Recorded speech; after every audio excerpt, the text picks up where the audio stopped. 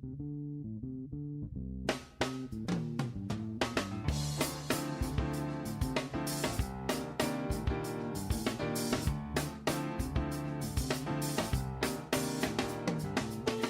to America's Commercial Real Estate Show, your source for market intel, forecasts, and strategies. Hello, I'm Michael Bull. Thank you for being with us. The segment is brought to you by my company, Bull Realty. For customized asset and occupancy solutions, visit bullrealty.com or give me a call. Well, today we have a special show for you, as we always do, right? Well, one of the things that we're seeing and hearing about, we've seen about and heard about it for several years now, is crowdfunding.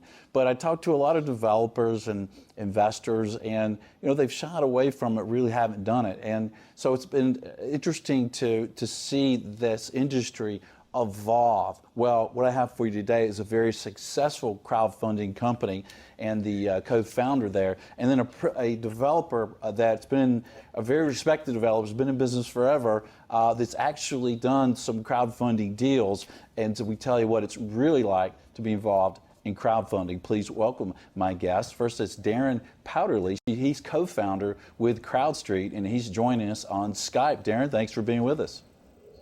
Thank you, Michael. It's a pleasure to be back on the show, and look forward to participating with Bob here and having another great session with you. Well, welcome. And then we have Bob Peterson, and he's chairman with Carter, and of course he is in Studio One. Bob, thanks for being with us. Glad to be here.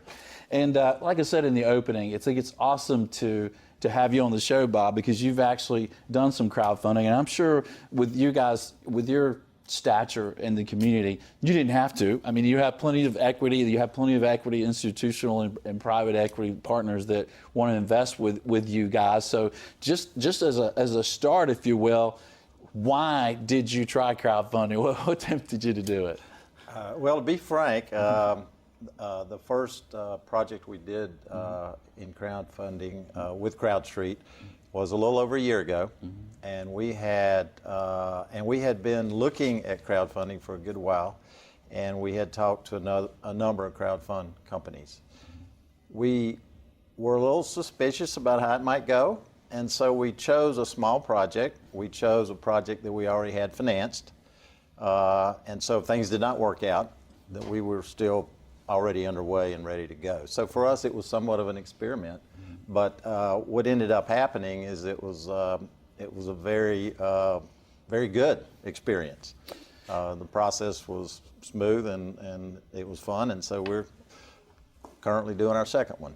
Yeah, and in case you're not familiar with Carter, they've been around for 61 years. They do some great projects, public-private, and developers. They've been around a long time. They have a great reputation, so it's really cool and interesting to see that you've tried it and done it and you've enjoyed it. And Darren's been in the crowdfunding for, I guess, since it really started, right, Darren?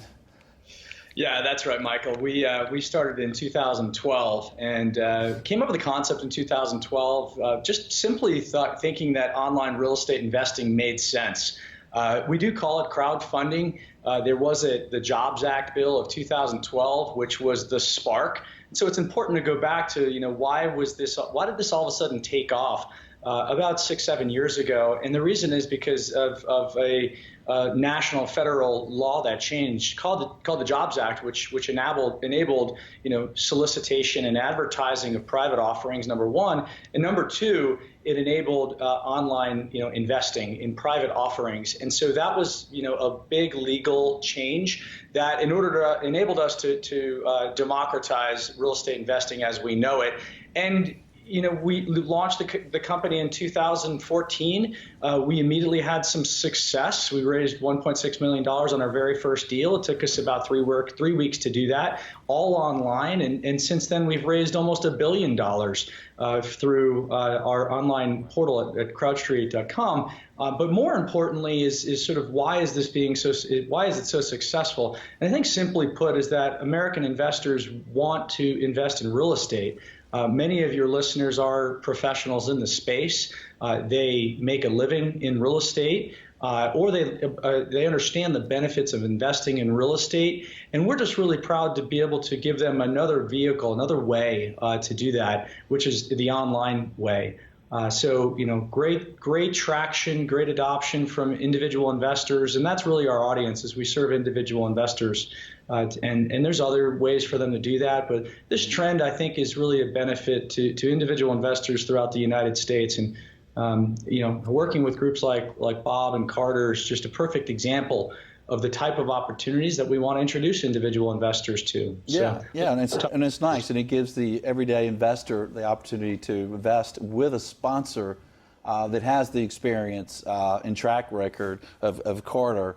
So that's very nice. And I think when you look at it from the sponsor's view, though, I think some of the sponsors and developers that I talk to think of crowdfunding, and their first thought is, I might have to deal with hundreds of unsophisticated investors. I don't want to do that, but that's not the case in the way you do it, right, Darren? We have fielded that concern thousands of times, and it's the right question to ask because you think about working with friends and family in an offline format, and we specifically find sponsors that have great track records at the real estate level or the property level. In Bob's case, multiple billions of dollars of real estate owned and operated, acquired, developed, and so forth. That's a great example. They truly are best in class, proven development firm. And even at his scale, the concern is, will working with friends and family, now he may have dozens or even hundreds of his own, but now we're talking hundreds or thousands, what is the burden of that management? And it's through technology that we solve that. We solve, the ability to scale syndication through technology and through services. So we're like a single point of contact is one of the ways that we solve it. So the developer in this case is just working with you. You're really the one investor that they kind of deal with, right? At Carter. That's right. That's right. And it's I always look at it, and Bob can talk more about this, but it's like a division of labor. It's a true partnership. We do a lot, but there's a division of labor. Bob at points and the Carter team will have to interact with investors. They should be ready to do so, but we'll try to minimize that burden as much as possible. But really, it's not a burden. At some point, the developers like Carter that we accept on the marketplace, every sponsor has to apply. They want to interact with investors at a certain level, and we make that possible at scale. Okay, and let's go back to Bob to the actual project, the first one you did. Tell us a little bit about that project and how it went. Well, it was, or it is, construction will be completed this spring, but it is a 187-unit multifamily property on the campus of Morehouse School of Medicine. It also includes a 35,000 square foot office building, which is going to be leased by the Morehouse School of Medicine for a clinic and as well as some office space. And that project is a $55 million project. We had already raised our limited partner capital, as I mentioned. We had used, as we typically do, for our general partner capital, friends and family, and our own company. And so in this case, the CrowdStreet investors replaced some of that general partner capital. And how much equity did you raise through CrowdStreet? Well, we again, as I told you, it was for us. That first one was a test case, and so we actually raised 1.1 million. But once we went through the process of packaging the property, submitting it through CrowdStreet to the marketplace, and a webinar, within 45 minutes of finishing our webinar, we had raised 150% of the capital we were looking for. Wow, that's pretty fast. Yeah. So you liked the process? The process was kind of straightforward. Yeah, and another thing I want to make a comment about the individual investors. Our company has always been focused on relationships and our partners and our clients. So we have dealt with many investors, large limited partners and private equity funds as well as individuals. So that part of the process has been very much standardized, but it does not take away the occasional questions or face-to-face of actually occasionally dealing with one of the investors. And speaking from a developer kind of sponsor view, what is the benefit of raising some of your equity through the crowd like this versus other methods that you have? Well, I think a couple of things. There's a standardization to the process. The templates that we fill out as part of the investment pro forma and with CrowdStreet. Yeah, with CrowdStreet. It's very standardized, so that part of it is good. And I just think the other thing that's really good is that the marketplace and the private equity people, they're either all doing this type of investment, as you well know, or that type of investment, or that type of investment. And we do a little bit of a number of projects because most of them are mixed use. So we have commercial, retail, office, and multifamily. And it just opens our product type and the investment style or type to a larger audience. Yeah. It's a massive audience that gets to review. And how big is that audience right now, Darren?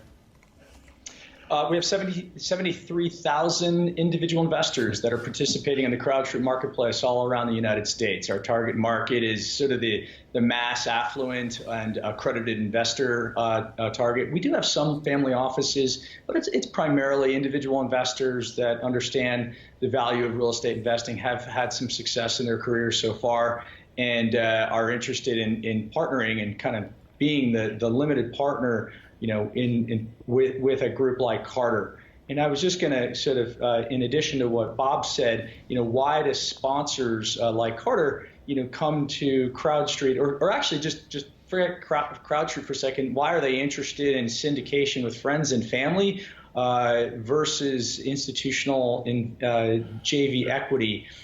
Because they have a choice now. And the answer, in our experience, comes down to three main factors. Number one is control. With syndication through friends and family or individual investors, the sponsor typically maintains a higher level of control. Number two is cost of capital. We're slightly accretive with friends and family. It's slightly accretive economics versus a large institutional joint venture equity partner. And number three is certainty. The certainty of the capital in a development, especially in an acquisition, it's got to be there. We have solved for numbers one and two, the control and the cost of capital since, for years now. And number three, the certainty of capital is something that we've made great strides on. Our average raise now is about $5 million per offering. And as Bob said, in his experience, that came, he raised 1.1 in a matter of less than an hour. It was off the marketplace in less than 24 hours and done. We're now raising $5, $10, $15, $25 million recently on a major deal in as much time. So the certainty of capitals is now being solved through volume. That's great. Well, I've got more questions for both of you, because I think this is really interesting from the investor side, the retail investor, accredited investor that can invest within these great projects and do it very efficiently.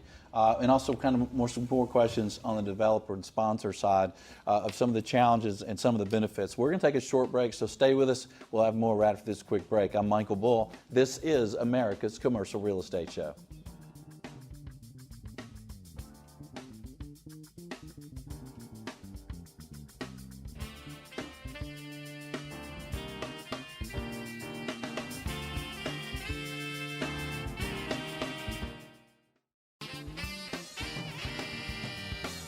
America's Commercial Real Estate Show is brought to you by Bull Realty.